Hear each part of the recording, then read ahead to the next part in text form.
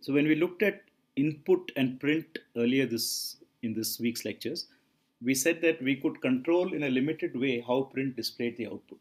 Now by default, print takes a list of things to print, separates them by spaces and puts a new line at the end. However, it takes an optional argument end equal to string, which changes what we put at the end.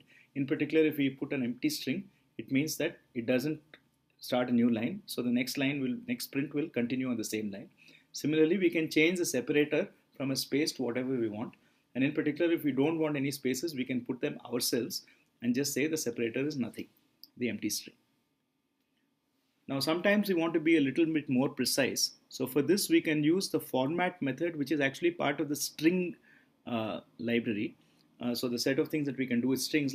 In the previous lecture, we looked at other things you can do with string like find, replace, and all these things. So this is like that. It's in the same class. So remember, when you're doing print, you're actually printing a string. So anything you can do to modify a string will give you another string, and that's what you're going to print. Right? So the string here is actually going to call a format method. So the easiest way to do this is by example. So we have a base string here, okay, which is first, second, and we have these two funny things in braces. So the funny things in braces are to be thought of as the equivalent of arguments in a function. These are things to be replaced by actual values. And then what happens is that when you give this string and you apply the format method, then the 0 refers to the first argument and 1 refers to second argument. Right? So what we are doing is we are replacing by position. So if I actually take this string and I pass it to Python, the resulting thing is first colon 47, second colon 11, because the first argument, the brace 0, is replaced by the first argument of format 47, and the second is replaced with second. Now, the positions determine the names, so they don't have to be used in the same order. So we could first print argument 1 and then print argument 0, as the second example shows. So essentially, this version of format allows us to pass things into a string by their position in the format thing. Okay, so we're replacing arguments by position. Now we can do the same thing by name. So so this is exactly like defining a function where we said that we could give function arguments and we could pass it by name. So in the same way here, we can specify names of the arguments to formats. We can say f is equal to 47, s is equal to 11. That is first and second. And now we can say 1f and 2s. Right? Now here the advantage is not by position but by name. So if I take these two things and I exchange them, so if I make f the second argument and s the first argument, and I pass it to the same string, then f will be correctly caught as 47 and s as 11. Right? So here we are using the name and not the position. So the order in which we have supplied the things to format doesn't matter. So up to this point, we haven't done any formatting.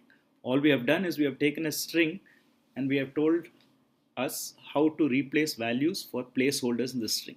There's no real formatting which has happened because whatever we did with that, we could have already done using the existing print statement that we saw. Now the real formatting comes by giving additional instructions on how to display each of these placeholders. So here we have 0 followed by some funny thing.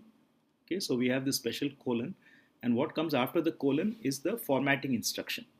So this has two parts. Okay, here we see a 3 and a D, and they mean different things. Okay, so the 3D as a whole tells us how to display the value that is going to be passed here. That's the first thing. Okay, D is a code that specifies, I think it stands for decimal. So D specifies that 4 should be treated as an integer value. So we should actually display it as a normal integer value, namely it's in a base 10 integer. And finally, 3 says that we must format 4 so that it takes 3 spaces. So it occupies the equivalent of 3 spaces, though it's a single digit.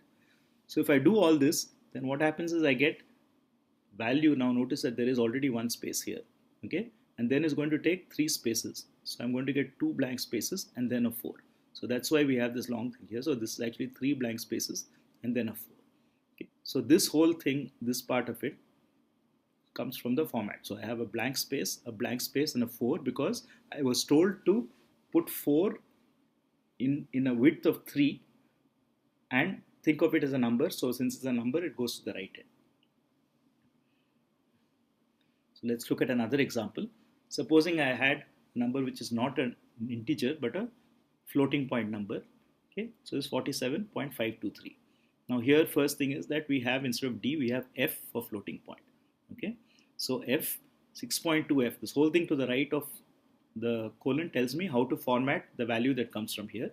Okay, now 6.2F breaks up as follows. The F, the letter part of it, always tells me what is the type of value. So it says that 47.523 should be treated as a floating point value. Okay. Now the second thing is that it says this 6 tells me how much space I have to write whatever I have to write. So it says the total value including the decimal point, everything is going to be 6 characters wide. Finally, the 2 says how many digits to show after the decimal point. So if I apply all this, then first of all, because I only have 2 digits after decimal point, this 3 gets knocked off. Okay, and then because it said to use 6 characters, now if I count from the right, this is 1, 2, 3, 4, 5 characters, but it said to use 6 characters, so that's why there's an extra blank here. If you notice here, there's only one blank, but here there are 2 blanks. The second blank comes from the format statement. So unfortunately, this is not exactly user-friendly or something that you can easily remember, but there are codes for other values. So we saw F and D, so there are codes like S for string and O for octal and X for hexadecimal. So all these values can be displayed also using this formatted thing. And you can also do other things. You can tell it not to put it on the right, to put it on the left. So you can left justify the value. So in a field of width 5, for example, if you want to put a string, you might say the string should come from the left and not from the right. Then you can add leading zeros, so you might want to display a number 4 in width 3 not as 4 but as 004. Okay, so all these things you can do. As I said, this is a whole zoo of formatting things that you can do with this. These all have their origin from the language C and the statement called printf in C. So the exact format statements, 3D and 6.2F and all, what they mean, it's best that you look up Python documentation. You may not need all the variations of it. The ones you need, you can look up when you need them. But it's useful to know that this kind of formatting can be done.